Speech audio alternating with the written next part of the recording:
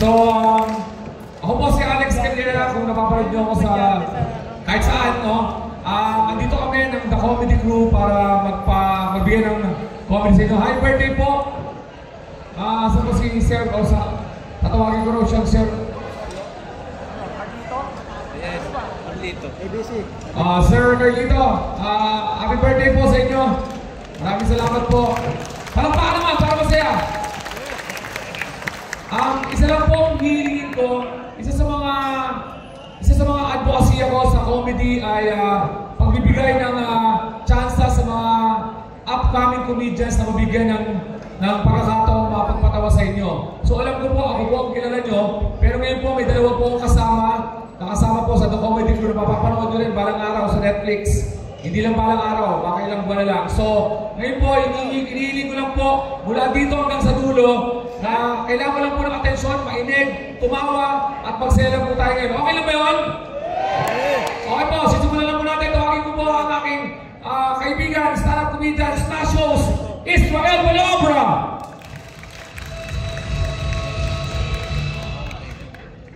Alright, thank you. Palakpakan naman dyan. Hello. Ako po si Israel Malobra. Ako po yung komedyanteng taga Baguio. Nagtagabi po sa inyo lahat. May ba nagpunta naman ng Baguio dito? Gusto ko naman naman, palakpakan yung mga nakapunta na ng Baguio. Yung kami na rin. Okay yan. Kasi doon ako nagtataka sa ating mga kaibigan, ano? Baka magtaka kayo sa itsura ko. Ganito puro talaga kami taga Baguio. Malamig kasi sa Baguio, yung pinakamalamig na syudad sa buong Pilipinas. Kaya may balbas po ako.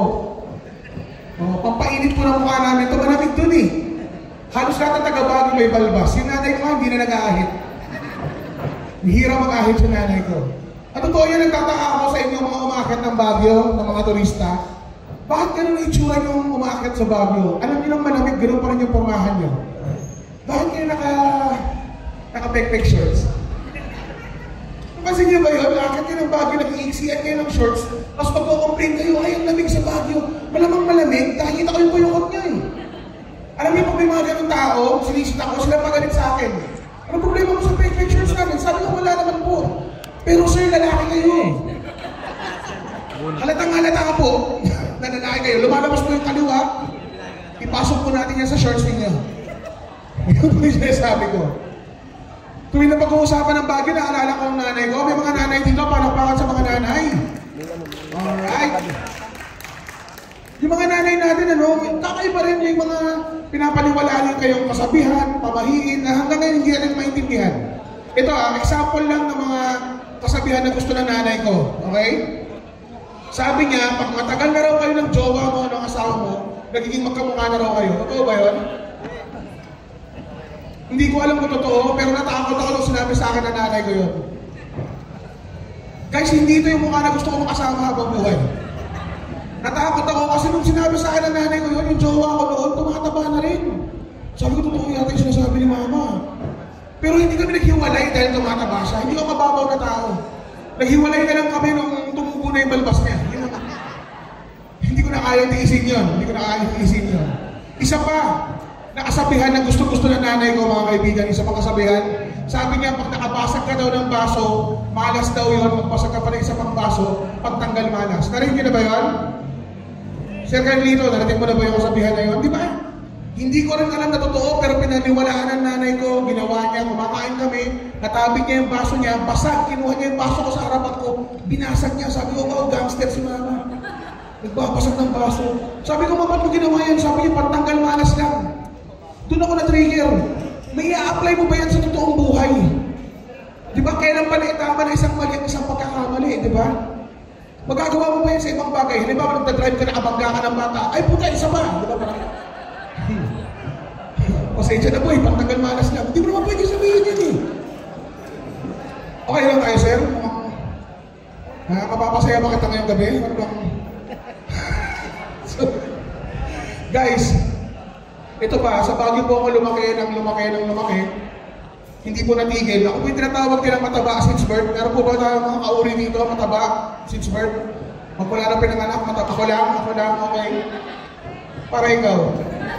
Ha? Ngayon lang yan? Bagong taba ka lang? Ano, hindi ko ba magdadaanan dito? Okay lang yan. May tip ako sa'yo para hindi ka mahirapan sa buhay. Bagong taba ka lang. para hindi ka nahihirapan, ito lang sundin mo. Hindi lahat ng barya pinupulot. Ha? Hindi lahat ng barya pinupulot. Ikamamatay mo yan. Okay? Kung 5 piso lang yan, hayaan mo na. Hindi tama yung sakit na mararamdaman mo na, gumagano, huwag na, hayaan mo na. Okay? Kakaiba po ang buhay namin Matabasing Expert, mga kaibigan. Kasi magkaiba tayo magkaiba tayo. Kayo mga normal na tao, pag tumataba na kayo, ang conscious nyo sa harap ng salamin, di ba? Mga tao to, di ba, pag tumatabas nyo, oh my God, hindi na kasha. Gumaganon kayo. Kami, Matabasing Expert, pag tumataba kami, ganito lang kami. Oh my God, ano kayong ulam mamaya? Ila. Gutom lang kami. Alam niyo ba, nag-judge kami kung saan-saan. Nag-judge kami sa jeep. Sumasakay kayo ng jeep? Salamat sa 4 na taong sumagot. Sumasakay kayo ng jeep? Kami lang po na matataba nagtatanong sa barker ng jeep. Pag sinabi ng barker, dalawa pa. Tinatanong namin, manong yung dalawa ba magkatabi o magkahiwalay? Kasi kailangan namin magkasya. Ang pinakayaw ko sa lahat, tricycle. Diba? Nasubukan nyo sumakay ng tricycle? Pagbaba nyo ng tricycle, kasama nyo pa rin yung tricycle. Ganun yung nangyayari sa akin. Tuwing bumababa ako, nakatikit lang siya. May sound effects pa pag kumaalis ako ng tricycle. Mga ganun. Naiipit Ang pinakayaw ko sa lahat, alam nyo kung saan kami nag-judge? Sa mga fast food. Kumakain kayo sa mga inasal? Alam mong mataba ka na kung yung nagtatakal ng libreng kanin sa mga inasal, hindi umaalis sa mesa mo. Nandun lang siya. Nangyari yan sa akin last week Tinitignan lang niya ako, binabantayan niya ako sa mesa ko. Sabi niya, sir, rice ka pa, sir. Takal siya ng takal. Sabi ko, nakakaya yung ginagawa mo. Doon ka nga, nakatingin na lahat ng tao. Okay lang yun, sir. Sayang lang yung lakad ko Mas takal siya ng takal ng kanin. Nakaka-offend. Kasi halo-halo yung order ko Puro kanin yung kaong, guys. Puro kanin yung kaong. Pero ano nyo yun? Maraming mga tao maaarte sa pagkain. Totoo lang. Parang mga babae dito. Parang mga babae. Women's Month ngayon. Para sa inyo to. Ang kakaibang ugali ng babae, alam nyo kung ano? Maarte kayo sa dumi, sa germs, di ba? Kaya ang pagkain pag nalaglag, ayaw nyo na. Madumi na yan Pero tayo mga lalaki, sa atin na lang applicable yung rule na, alam nyo yung pag nalalagyan na yung pagkain, uy, wala pang 5 minutes yun. Ganoon, di ba? Tama, di ba? Tayo mga lalaki, tipid tayo. Kasi may pamangkin ako lalaki, gano'n, naglalakad siya, may hawak sa pagkain, nalaglag niya. Pinulot niya, tapos sabi niya, dito, wala pang 5 minutes, hinipan niya, tapos kinain niya. Sabi ko, tipid ng batang to. Tikoy yun, Tikoy, naglalakad kami sa beach. Puro buhangin ang bibig ng bata. Anyway guys, so alam po ulit yung komedyante, maraming salamat. Magsaya lang po tayo. Happy birthday, Sir Carlito. Ang ating next comedian, ako po, taga Baguio, ito naman po, taga Cavite. Isa po siyang accountant na tatay din, malapakan natin, Rex Miliora. Maraming salamat, Israel. Palakpakan naman natin si Israel Buenaobra. Yan. Okay, ako po yung taga Cavite, opo. Kamusta po? May gawayang Bulacan.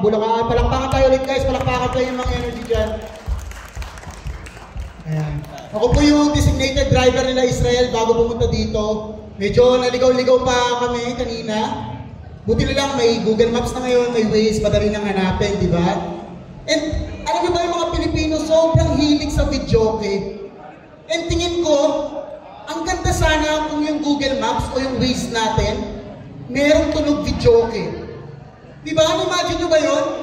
Di ba? In 5, 0, 0 meters. Di ba? Turn right. Di ba? Ten, ten, ten, ten, ten, ten, ten, ten, ten.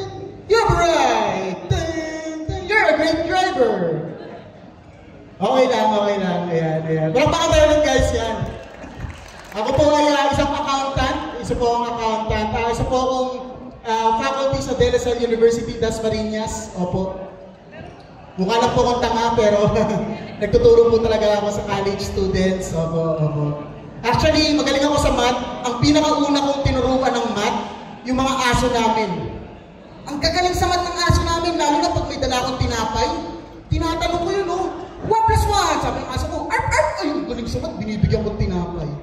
Pinapahirapan ko, subtraction. Sabi ko, 4 minus 2. Sabi ng aso ko, 4. Arp. Sabi ko, binigyan ko tinapay. Galing sa math Galing sa math. Pinahirapan ko, division. Sabi ko, 8 divided by 4. Kinagat ako. Binigyan ko tinapay. Ang sakit eh. Sabi ko, art-art lang din yung sagot ko. Bobo naman, di ba? Kanina, galing din ako ng ospital. May nakausap akong doktor. Tinatanong ko yung doktor, Dok, bakit wala akong Adam's apple? Sabi ng doktor, leg nga, wala pa Adam's apple. Diba? Loko ka ba? Diba? Nag-away kami ng doktor, tapos sasakalin niya ako ng gano'n, no? Tapos na-realize niya hindi kasha. Binawasan niya, oh. Tapos sabi niya, kit mo! Bati kami kaagad, eh. Di kasha, explain ko yung joke, di kasha yung kamay sa leg ko. Binawasan niya, kit mo, gano'n. Yeah. Pero yun po, isa po ako, may anak na po ako, palakpakan naman, may anak na ako. Sino may mga anak na dito? Ang dali na magbantay ng bata ngayon, YouTube na lang. Pero nung baby pa yung anak ko, nahulog yung anak ko sa kama. Nahulog! And may na-realize naman ako doon. Di ba pagka may nahulog na tinidor, may darating na lalaki? Pag nahulog pala yung baby, may darating na tinidor sa leg ko. Sinaksak ko ng asawa ko eh. Pabayaan tatay. Gulat nga ako sa asawa ko, nahanap niya yung leg ko eh. Sabi ko, galing mo. Grade 1 na po yung anak ko, and nakakatuwa kasi kakatapos lang ng kinder graduation niya. Kakatapos lang ng kinder graduation ng anak ko. And kahit kinder graduation yun, sobrang nakakayak niya. Lalo na nung sabay-sabay silang kumanta sa harap, walang Diyo, hindi sabay-sabay. Ang bobobo ng mga bata, di ba? Twinkle, little star lang, di pa nila kinaya. Ano ba yan? Tinuruan ba yan ni Teacher Jolina? Di ba? Yun lang, share lang po. Okay lang po ba mag-joke ako tungkol sa Cavite? Kasi sa Cavite, parang Bulacan din yun eh. Para siyang syudad, pero probinsya din siya. Actually, may mga baka pa sa Cavite. Diba? Sa Maynila, hindi na sila nakakakita ng baka, kaya every time na nakakakwentuhan ako ng taga Maynila, nagkukwento ako. Kasi hindi na nila alam eh. Alam niyo ba yung tayo ng baka parang ensaymada? May swirl! Kaya na-imagine ko tuloy paano tumayo yung baka. Siguro ganito. Hindi kita sa likod eh, kaya walang natawa. Commending ako eh. Best joke ko yun. Yun lang. Sige, pero sa Cavite marami pang multo. Yung ate ko, may third eye siya.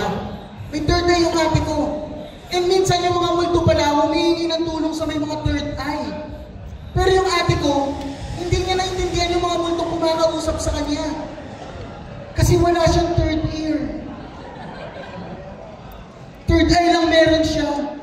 Sabi ng multo, sabi ng ate ko, anak, ayaw nyo ng ganang joke. Walang multo sa Bulacan? Wala. Pwede bang isa pang joke? Palakpakan naman tayo dyan, guys. Yung ate ko, may third eye siya. Na-joke ko na ba yun? Then naniniwala akong may third eye siya. Kasi minsan naglagay siya ng kating ko sa noo. Iyak siya ng iyak. Di ba dahil sa third eye? Anyway, yun lang po ang aking set. Maraming salamat po. Let's bring back the host, Israel Benobra.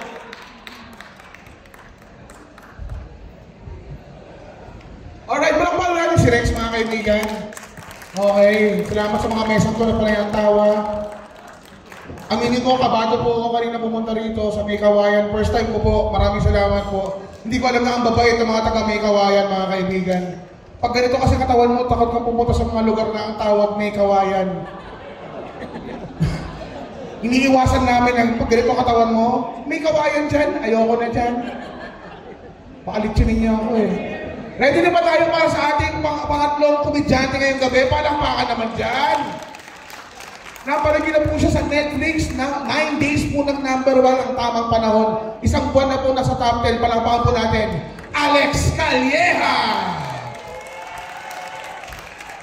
Maraming salamat, Israel Benobra. Palakpakan po natin lahat kayo, mga kaibigan. Magpapaliwanag muna ako. Bihira talaga ako mag-perform sa mga unang-una may echo tapos kumakain. Pero dahil po sa may birthday ngayon si Boss Carlito, Maraming salamat po, Boss Carlito. At maraming salamat sa lahat ng mga may katungkulan dito ngayon na nanonood sa atin. Palakpakan nyo naman yung mga sarili, mga kaibigan. Alam nyo, mag-e-election na naman. Pag may election talaga, alam ko na iimbitahan ako, pero namimili ako po ng mga taong pinupuntahan kasi ayoko rin pong maitaya ang pangalan ko sa taong hindi ako sigurado. Pero nung nag-imbita po si Boss Carlito, sabi ko, mukhang maayos naman dahil nagre-research naman kami. Kaya palakpakan po natin ang yung butihing konsyal.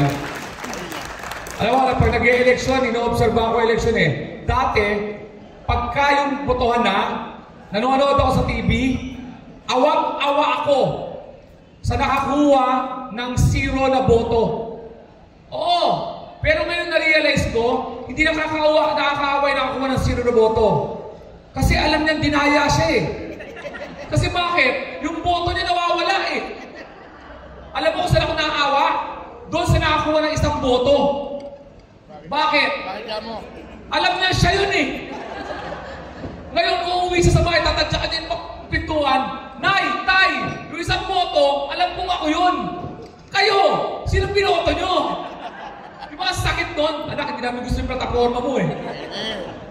Diba? Pero, alam nyo, natutuwa ako dahil may mga nakita ako may mga senior citizen marami, no? May mga senior citizen, may mga matatanda. Pero nakikita ko yan dahil naalala ko yung nanay ko. Ang nanay ko po ay 94 years old. In fact, tama yung pagpapalaki sa akin ng nanay ko. Ang mga kabataan ngayon, masyado nang mahina at sensitive. Bakit? Yung anak ko, nadapa. Wala namang dugo. Yung asawa ko nataranta. Umiiyak, dinala namin sa ospital. CT scan, X-ray, MRI. Putsang mahal na binayad namin. Pag uwi sa bahay, ako na umiiyak eh. Eh naalala ko nung kabataan ko, pag nadapa ako, duguan na yung ulo ko ha. Ang sasabihin ng nanay ko, halika dito, gaganyan yung bato, ano ko, yung baba ko. Tapos sasabihin, 1 plus 1, 2. Okay ka pa, okay ka pa. Ang mahalaga lang sa nanay, wala siyang pakialam kung mamatay ka, basta huwag ka lang mabobo. Tapos yung anak ko ngayon, tuwan-tuwa. Alam mo, galit ako dyan sa betadine. Alam mo yung betadine? Yung gamot na walang hapdi. Nagpapagamot yung anak ko, nadapa. Nakatawa pa habang ginagamot ko. Sabi ko, tsarao nito ah. Naalala ko yung kabataan ko. Pag nadapa ako, hindi ko problema yung sakit ng dapa. Ang problema ko yung gamutan. Pag uwi ko, sabi ko sa nanay ko, ma, nadapa ako. Tarantado ka ha. Dahil ko mo yung Mertiolate. Walang yung Mertiolate yan, may sa demonyo yun eh. Pag nilabas mo sa medicine cabinet, ulul na gamot yun eh. Na pag sinabi, pag ginano ng nanay mo sa bulang, kunwari, ilalagay nila, talaga mapapagano kayo, ma, hindi na po ako ulit, Day. Hindi na po ako ulit, promise.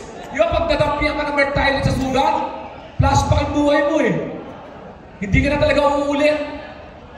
Ang gusto ko sa Bulacan, Boss Carlito, ang dahil mga ano dito, no? Mga resort. Ang gusto ko sa mga resort, pag nagpupunta ako sa Bulacan, yung may mga banner sa labas, kung sino yung mga kumpanya nagpunta. For example, alam mo kung sino yung makakasabay mo sa swimming pool, may nakalagay, welcome BPI, welcome Metrobank. May nakasabay ako nakalagay, welcome members of the Philippine Tuberculosis Society. Sabi ko, Sis Mariosep, sana mga doktor to, hindi pasyente. Kasi nakakatakot yun, naawang-awa ako sa mayroon lifeguard. Imagine mo, may nalunod, sinagip niya, tinanong niya, saka ba? Member po ng Philippine Tuberculosis Society. Ganun ba? Hinga ka lang. At alam nyo, kung saan ako bakit ako bilib sa Pinoy, ang Pinoy matatapang, tama ba? Palakpakan naman. Bakit? Kahit saan ka magpunta. Pag ako nag-perform sa ibang bansa, Amerika, Canada, Singapore, Dubai, alam kong Pinoy ang nanonood sa akin dahil ang Pinoy lang ang nanonood ng comedy show habang kumakain. Tayo lang ang nakakakuya habang tumatawa. Bakit tayo matapang habang tumatawa? Alam natin pag nabilawangan tayo, hindi natin kailangan ng tubig. Anong hinihingi natin? Number. Di ba? Huwag tubig. Number. Number 5, A, B, C, D, E. Shit, ba't ako iniisip ni Eddie? Pucha, mamamatay ka na lang. Pucha, lumalandi ka pa. Alam nyo, matatapang ang mga Pinoy. Dito lang papunta sa may kawayan. Anong mga daan ang dadaan mo? NLEX. Buti nga yung Commonwealth, tinayuan na ng LRT eh. Dati, pag tumatawid ako dyan, ang haba niyan eh. Parang last day na ng buhay mo eh. Pag tatawid ako sa Commonwealth, gumaganyan ako eh. Labi ka na bala sa mga bata ha. Oo, di ba pag madami na matay dyan. Dito lang sa Pilipinas, pag nakakita ka ng one way, tumitingin ka dito, tumitingin ka rin dito just in case eh. Kasi alam mo, titirahin ka ng bisikleta eh. Pero matapang ang mga Pinoy. Bakit? Nakita nyo ba? Habang papunta ako dito, dito lang, lalo na taga-Bulak, mga Bulakenyo. Dito lang ako nakakita ng tumatawid ng ganito. Kung sabi nung paparating yung truck, ginaganon lang oh. Tinuturo pa eh. Naniniwala kayo na ang kamay na to ay pipigil ng truck. Yung iba, yabang pa eh. Sumabay kayo sa akin, akong bahala sa inyo. Tapang. Iba ang tapang natin, pero nakakatuwa. Bilib ako, alam ko pag nasa ibang bansa ako, pag may Pinoy. Sa Amerika, pag may nasalubong ako, alam ko pag Pinoy. Kaya ito tanong ng mga Pinoy eh. Pinoy ka? Pinoy din ako eh. Taga saan ka? Bulacan? May kilala kang may tsuwa? Anong kala mo sa Bulacan? Compound? Saan pag nakakita ka ng Pinoy sa Amerika sa fast food? Nakatula lang ganon? Nakatingin? Ang ganon no? Sa fast food? Hindi nag-iisip na kakainin yun. Ano iniisip nun? Nag-compute yun. Nag-convert. Cheeseburger, $5, 5 times 55. Dami ng cheeseburger yan. Dami ng cheeseburger sa Pilipinas yan, oh. Diba? Proud ako maging Pinoy. Bakit? Sa Pinoy lang. Alam mo, pag may nagsaswimming, kahit sa anong parte ng mundo, alam mo ang Pinoy nagsaswimming. Bakit? Tayo lang mga Pinoy ang nagsaswimming sa swimming pool in complete basketball uniform. Diba? Pero mautak yun. Mautak yun. Dapat talaga pag nag-swimming ka, magsuot ka ng basketball uniform. Bakit? Para pag nalunod ka, yung lifeguard sasabihin sa'yo, number 32, De La Cruz, out of the swimming pool. Yun! May asawa nga pala ako, by the way. 28 years na ako kasal. Pero wala ako sa bahay namin dahil hindi na ako masaya. Atin-atin lang yun ha. Kasi yung mga babae, hindi yung ma-spelling eh.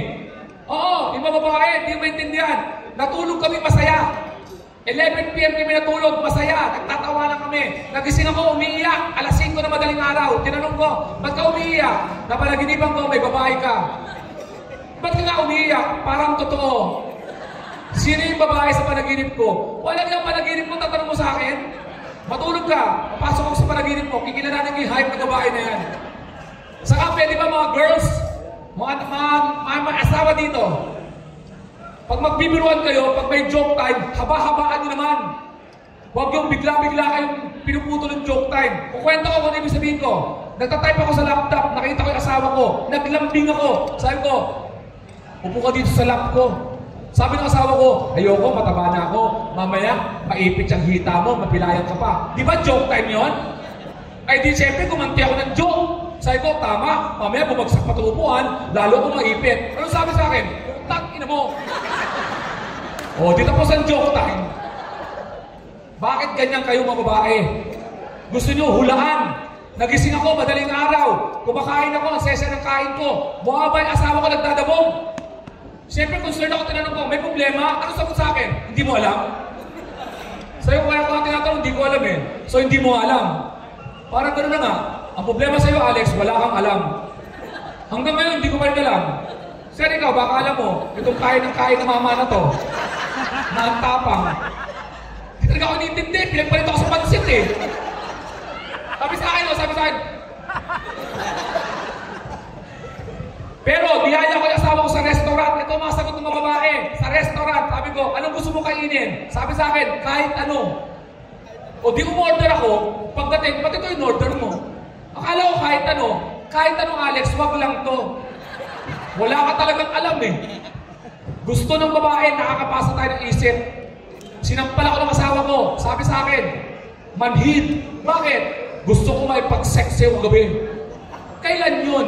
Di ba? Manhid ka? Di ba lumabas ako sa banyo? Nakatapis ako ng tuwalya? Basahin buko? Tapos ginanong kita ng buko? Tinamahan ka, di ba? Oo, sex yun. Ibig sabihin, pag tinamahan mo yung buko ng mukha ko, sex yun? Oo, sex yun. E nung isang araw nakasayaw sa gym, may nakasabay akong babae, mukha bangga yung buhok sa akin ah. Ano, sex yun? Wala nga, alam mo, gusto ko sana mag-jeep. Pero imbis na makatipid ka, mapapamahal ka sa jeep. Bakit? Lagi pa may nakasabay ka kakilala mo, pare, bayad na kita.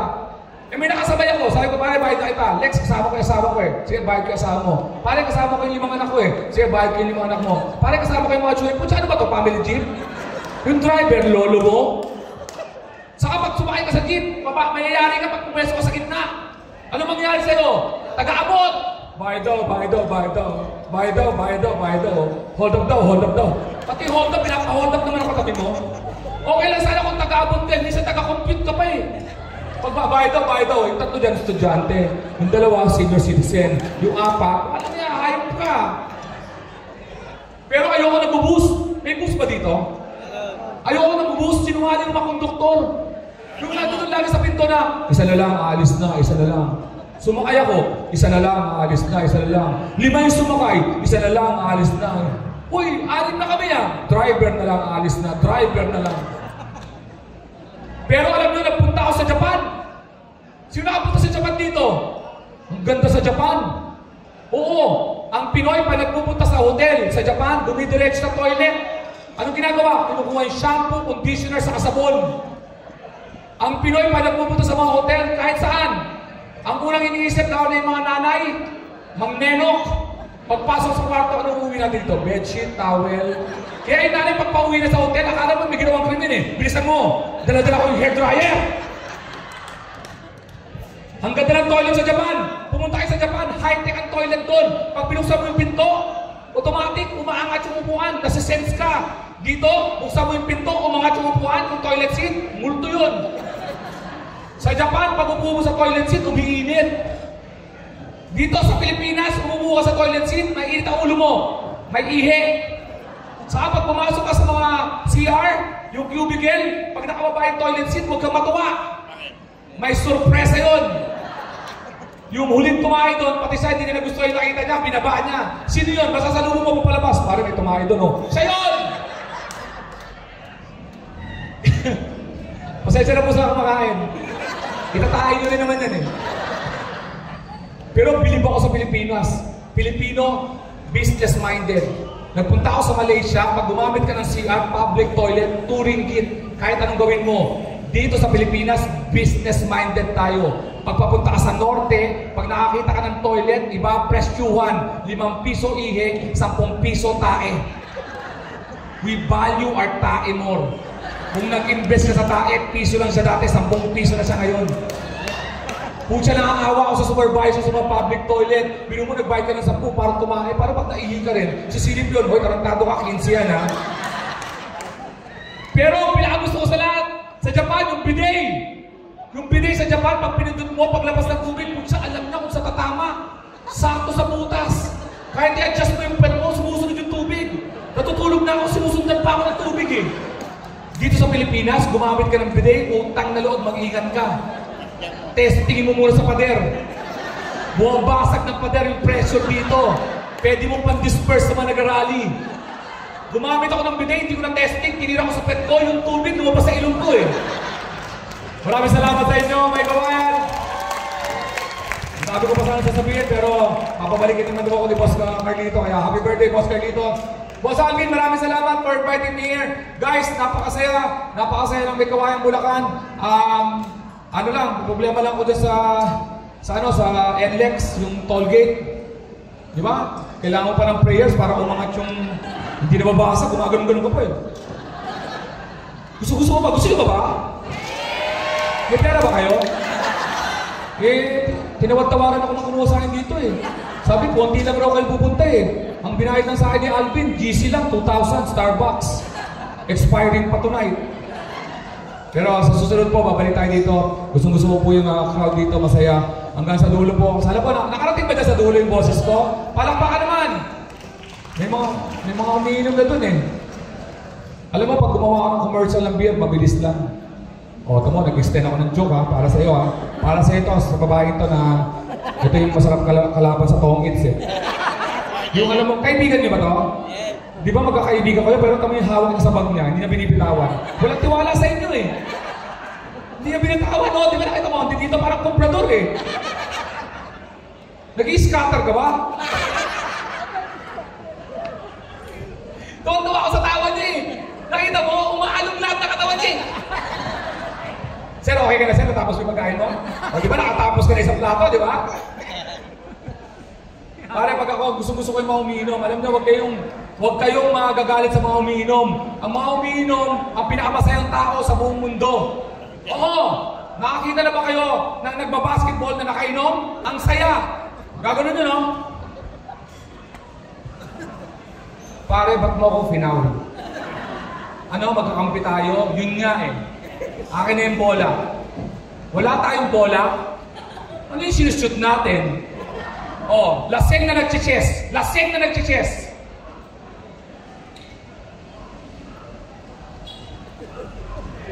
Sino na? Ikaw? Akala ko ako. Ikaw ako. 3 araw na tayo dito. Pero pag ako gumawa ng commercial ng beer, mabilis lang. Ayoko naman kasanungalingan ng mga beer. Kasi walang lasing sa commercial naman sinyo. Lahat nagsasayawan, puro matino. Pag ako gumawa ng commercial ng beer, totoong-totoo. Parang ganito lang. Red Doors, ito ang tama. Pare, mahal na mahal ko siya. Ibaso ka ng mayaman at mahirap, no? Ang mahirap pag sumuka, ang mayaman pag sumuka, kabyar, may steak, may pizza. Ang mahirap pag sumuka, green lang. Tapos may dingdong. Parang yung dingdong yung di matunaw-tunaw, no? Kahit yung green peas, uy, sayang to ha. Maraming salamat sa inyo mga kaibigan. Enjoy the rest of the evening. Thank you!